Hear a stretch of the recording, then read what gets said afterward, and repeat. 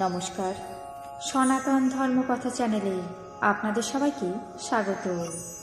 আজ পদ্মপুরাণের সৃষ্টিখণ্ডের ৩য় অধ্যায়ের ১৬তম পর্ব শুরু করব।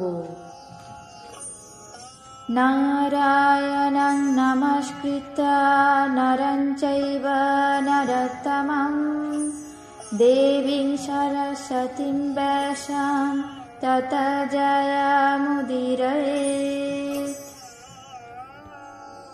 समुत्पन्नस्तथा रुद्र मध्याह्नार्क समप्रभा अर्धनारी नर वपुः प्रचण्ड हति शरीरवान विभजात्मानमित्युक्ता त्वं ब्रह्मान्तर्दधे ततः तथक्तहसौ द्विधास्त्रित्वं पुरुषतं तथा करोत् विभेद पुरुषत्वं च दशधा चौकधा च सौमा सौमेस्तथा रूपैः सन्तैः स्त्रीत्वं च स्वप्रभु विभेद बहुधा चैव स्वरूपैरस्थितैः स्थिते स्वतः ब्रह्मा स्वयंभूतं पूर्वं स्वयंभुवं प्रभुम् आत्मानमेव कृतवान् प्रजापते मनुनृपा शतरूपाञ्चवतं नारीं तपनिद्भूतकल्माषं स्वयंभुव मनुर्नाम पत्नीत्व जागृहे प्रभु तस्माच्च पुरुषद्देवी शतरूपवजयत प्रियव्रतत्तानापाद प्रसूताकृति संगीतं ददौ प्रसूतं दक्षायां आकृतिं रुधाय पुरा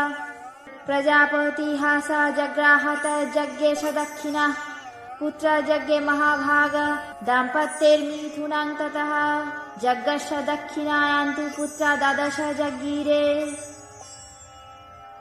অর্থাৎ ব্রহ্মা তখন তাকে বলেন, তুমি নিজ দেহ বিভাগ করো, এই কথা বলে অন্তর্ধান করলেন। সেই রুদ্রও তখন ব্রহ্মার কথা অনুসারে নিজের দেহ দ্বিধা বিভক্ত করলেন এবং তার এক অংশ পুরুষ এবং অপর অংশ স্ত্রী আকারে প্রতিভাত হল।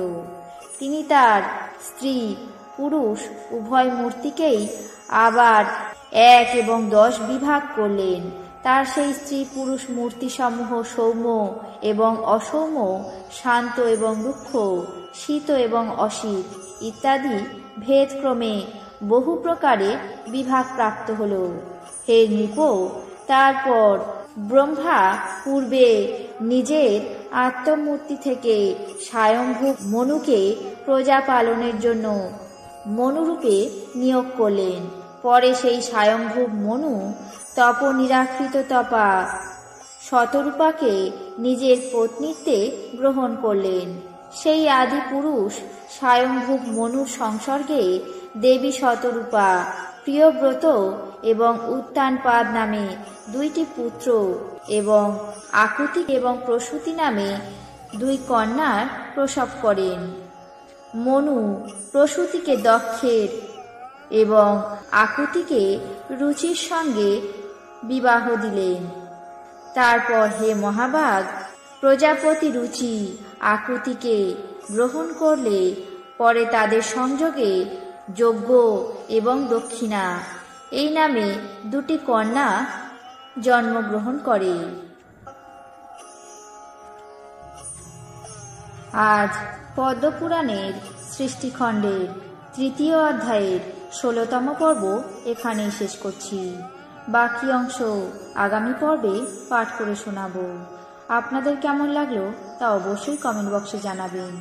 চ্যানেলটিকে সাবস্ক্রাইব করবেন, লাইক করবেন, শেয়ার করবেন। ধন্যবাদ।